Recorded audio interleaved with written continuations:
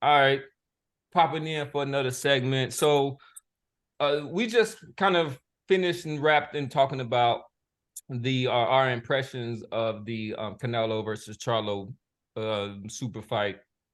Now we're going to talk next steps for it. We're going to start out with Charlo to really see. So, at this point, this is his second loss. He is still the unified super middleweight champion. I say that because he did lose his WBO belt essentially once he stepped into the ring, and we can kind of get into the politics of that. But he, after the fight, of course, he was calling out Terrence Crawford, which to me seems a little odd in that Terrence Crawford already had. What a clown! What a clown this guy is, man. What? But Go ahead, yeah, I'm sorry.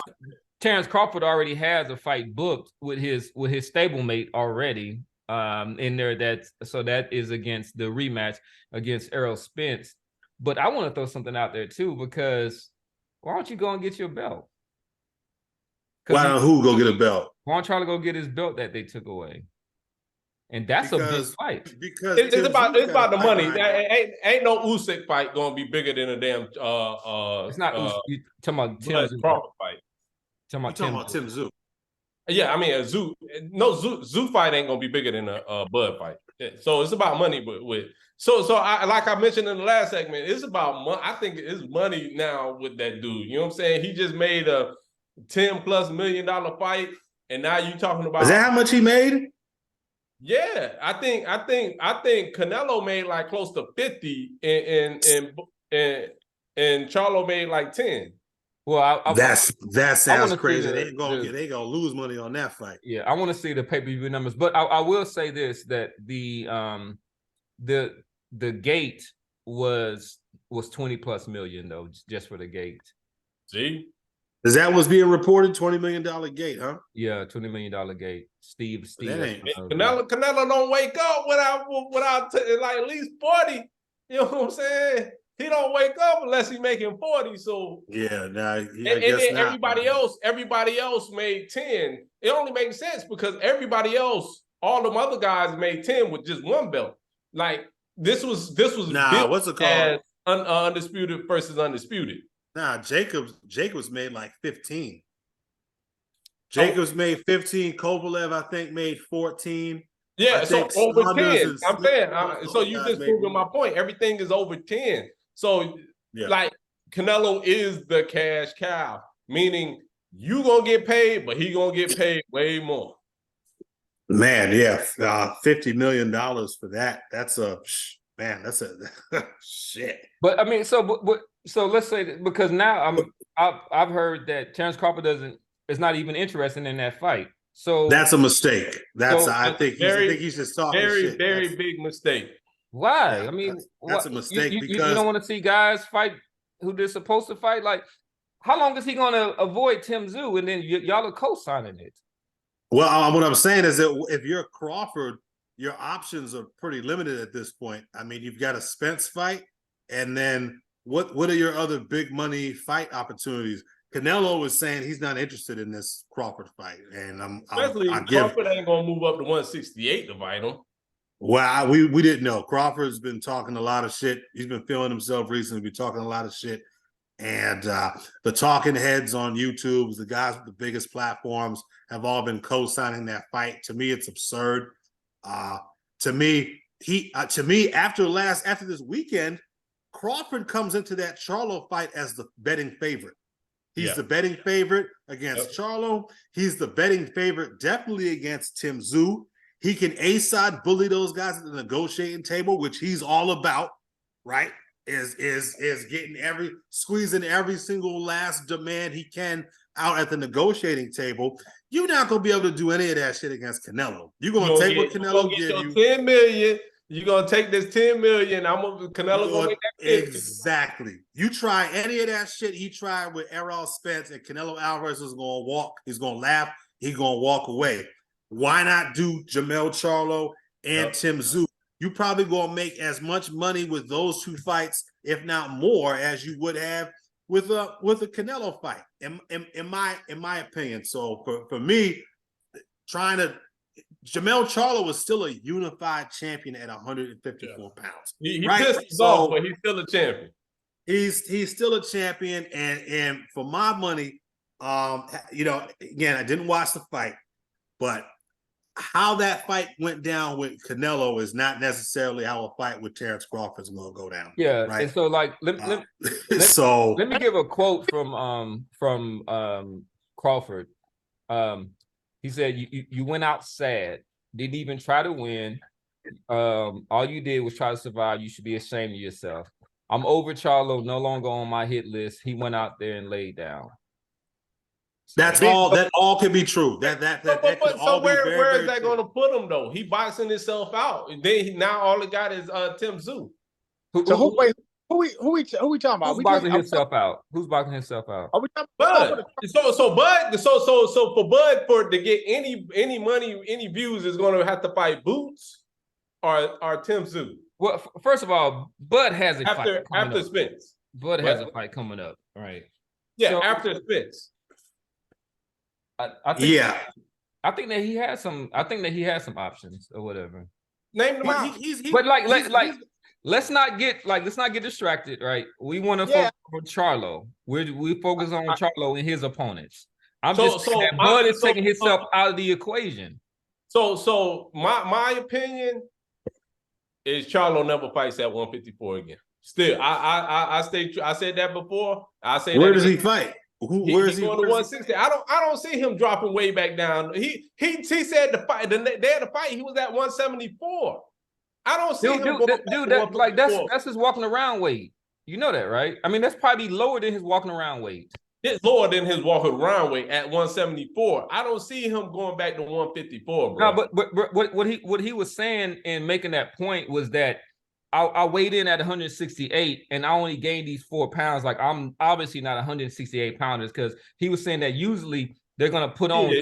But I don't see him going back to 154. I think he'll take if I don't know if with the three fight deal that Canelo has with PBC, if the bigger Charlo, he's in talks to fight somebody in like November, right? He's fighting Jose Benavidez Sr. at 160 pounds on the Andrade Benavidez undercard. And when is that?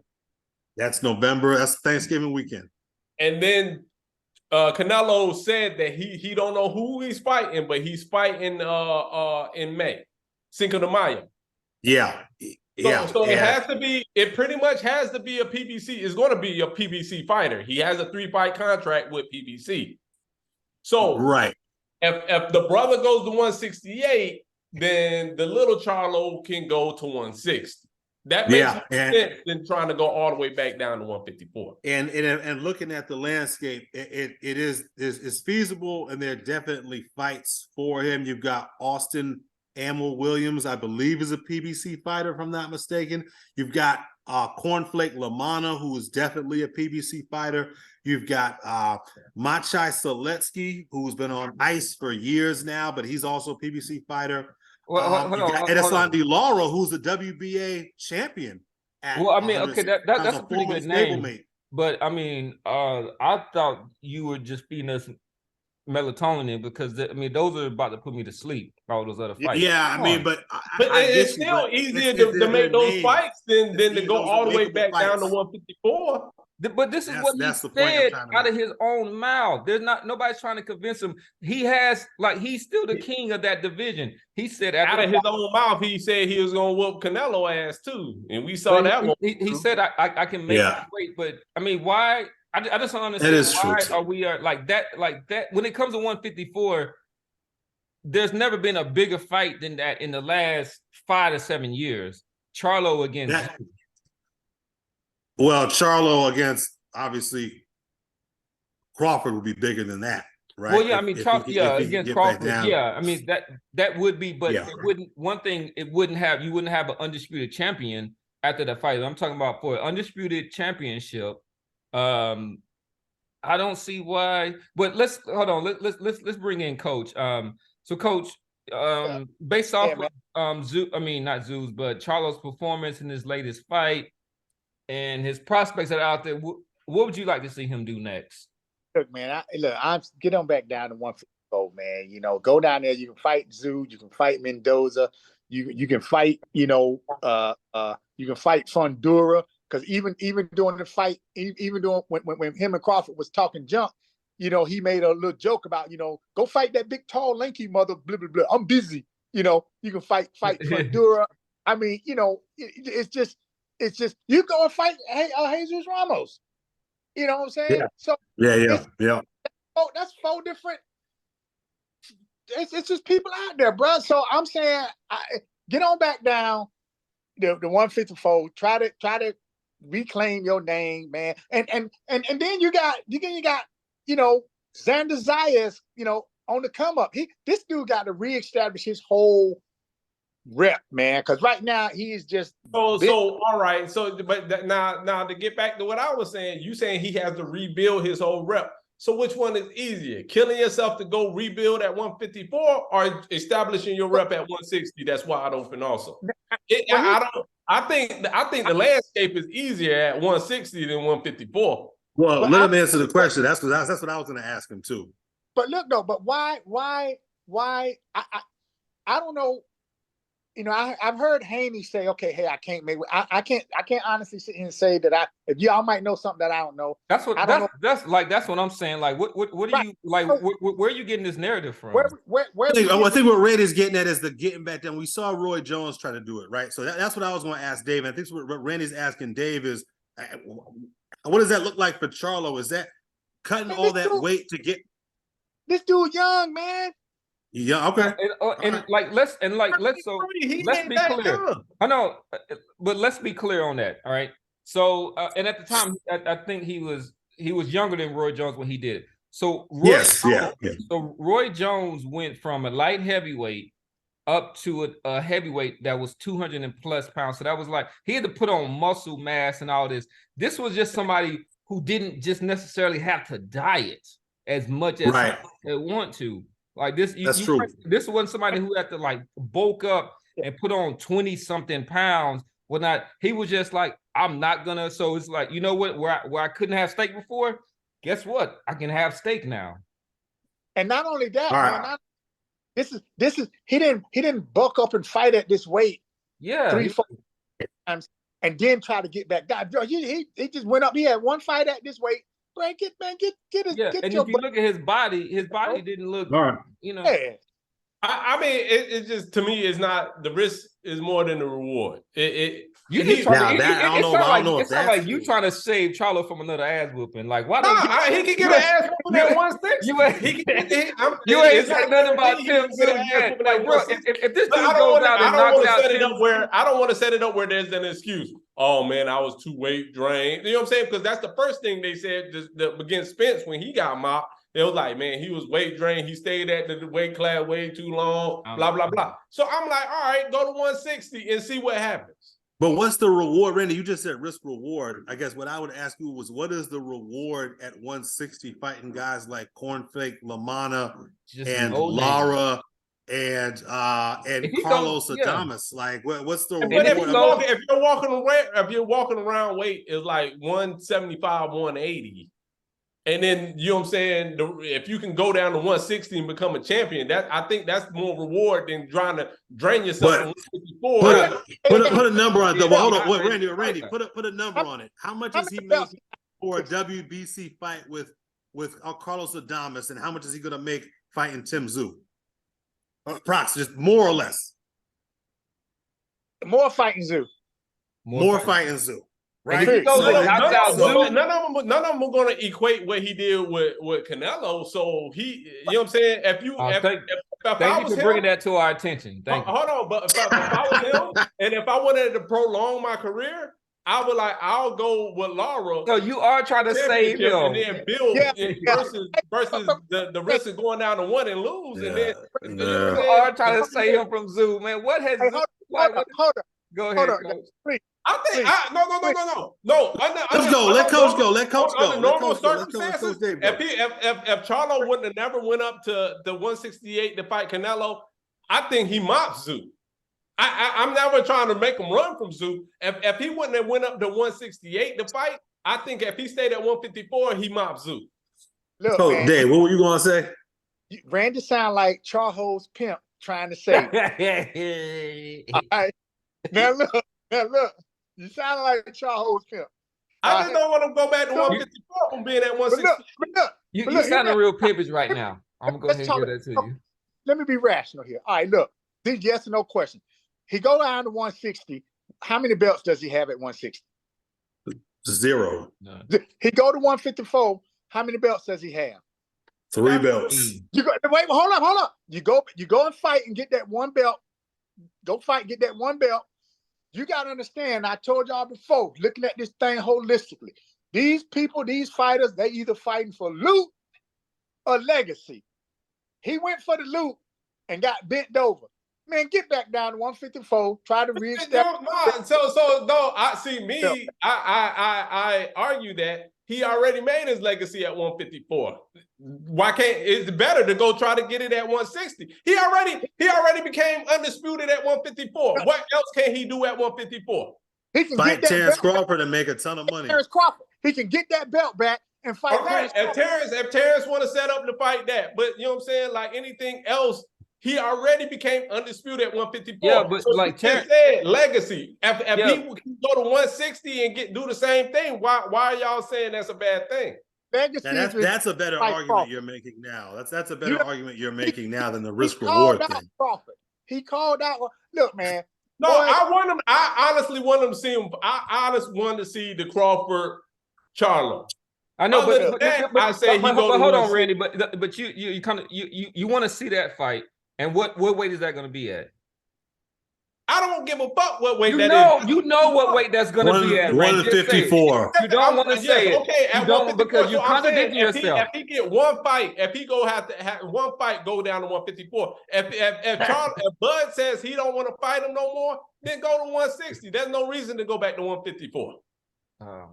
All right, that's a more reasonable. That's a more reasonable argument. That's a more reasonable argument. That is not reasonable. You are trying to save that dude. I'm not. There's no reason to go. He already became undisputed at 154. What the he got to do at 154? I mean, you have more cachet if you're the undisputed champion. If you are like going up, my argument across the board is once you become undisputed, let the fucking belts go and go up. There's nothing to gain for just holding the belt and just be like, I'm undisputed. I know, but just as a gain after that. But just as a boxing fan, like you don't have a problem with him because it looks like he's avoiding like Tim Tszyu, and like we've had people on our channel who talk junk. Anybody. There's always going to be somebody. There's always going to be somebody to be like, hey man, he's the one. That's like everybody saying that Boots is getting avoided at 147. So there's always somebody in every division. There's somebody that's be like the Mexican Nightmare, Benavidez.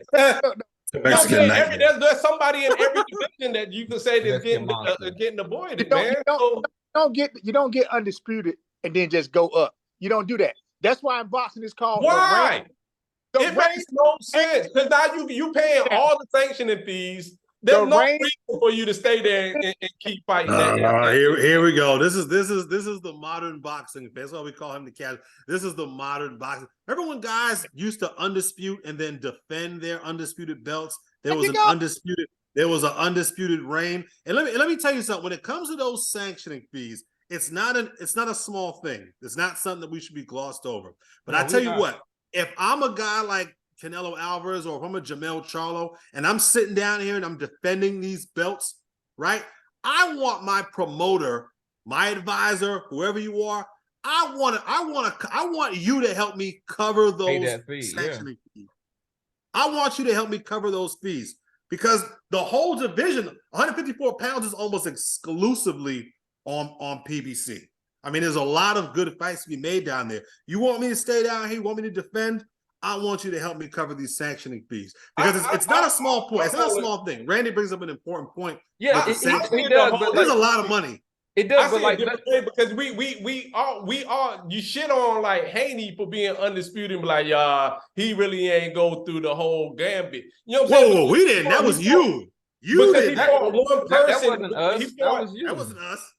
he that was fought you. one person to become the undisputed. No, that's you. Okay. You arguing against yourself, Randy.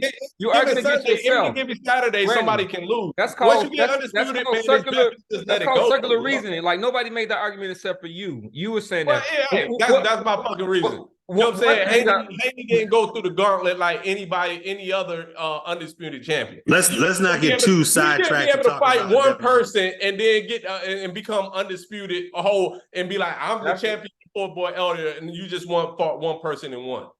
Look, when it comes to JerMELL Charlo, the biggest fight he could possibly make right now is at 154 pounds, and it is against Terrence Crawford. That is why he should go back to 154 pounds. I get it. And he's already undisputed, and you can make the argument that his legacy, his work there is done. But there's another argument to be made that his work is not done. And he himself will probably tell you that, given that he called Terrence Crawford out at the end of the fight, right? I think that is the big sticking point. He called him out. He called him. So if Crawford, all right, but Crawford at the same time, just as y'all saying, just because somebody say something, Crawford said he's never going to fight him, or he's not going to fight him because of the canal. So which one is the better? He said that now, but yes, wait a minute. You can't give Canelo, you can't give Bud his be like he said that now, but when Charlo say something, it's like, well, I'm telling you, it's a fair point. But I think that when these guys actually sit down to make the fight and to seriously discuss who is next for both Charlo and who is next for Crawford, that fight is going to come up. I don't care what these guys tweeted. These guys tweet all kinds of shit, right? When it comes down to brass tacks, those guys are going to be an option for each other, right? Okay. All right. With that said, Brandon, let's go ahead and wrap this session. Hold on. One more point. Well, no, we haven't even talked Crawford. We haven't talked. I know that's another segment. That's another segment. Okay. One more point to what Dave said about money or legacy. So if Bud decides not to fight Charlo, which is a smarter, what is a bigger legacy route to go? Let go of the 154 and try to unify at 160, or to continue at 154 and try to defend those belts? For who? For Charlo. If Bud's off the table. Legacy-wise, it'd probably be 160. That's all I'm saying. To try to get undisputed in another division, blah blah blah blah blah. I got. But we seen. Well, I ain't even.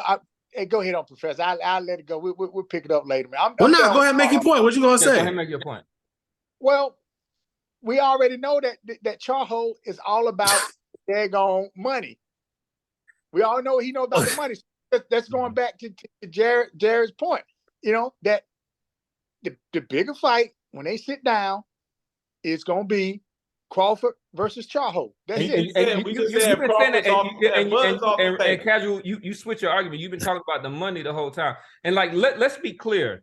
So you can get those, but your legacy it really comes down, you know, we do like to see those undisputed, but it counts who you fight and doing those things. Like that is what makes your legacy. The reason why we revere Sugar Ray Leonard and all those other ones is because the people that he fought at the height of his career, and the fact that that's a lie. That's a lie. That is true. That is true. What are you talking about? Last year this time, y'all was telling me y'all giving me Bud Crawford's all his accolades, and he ain't fight shit.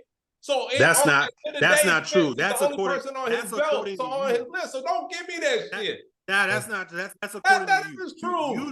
You don't think he's fought anybody. I've sat here on this show, and the rest of us reasonable people have sat here and argued that the guys that he fought were quality guys. They weren't world beaters. They weren't Hall of Fame guys, but he's fought quality guys. And I tell you what, Jeff Horn put up a better effort against Terrence Crawford. So did Victor Postal. And so did Victor Postal. Victor Postal did better against Terrence Crawford than Errol Spence did. Okay, I'm agreeing with you that. But so if Charlo if Charlo was to go and beat Erislandy Lara and the Jennebeck, y'all won't be you won't be saying the same thing. You won't be looking at him like his legacy. No, those are good fights. And Lara's That's a little what I'm bit old, saying. That's but all I'm saying. John Beck, that's a good fight. I watched that fight. And so is Adamas. But that's all I'm saying. That's fair enough. I've been arguing this whole time. Fair enough. But given what the point that me and Dave had been, Dave just said it. He's gonna make peanuts fighting John, and John Beck's not even really but a it'll be about fight. legacy then. It'll be about legacy.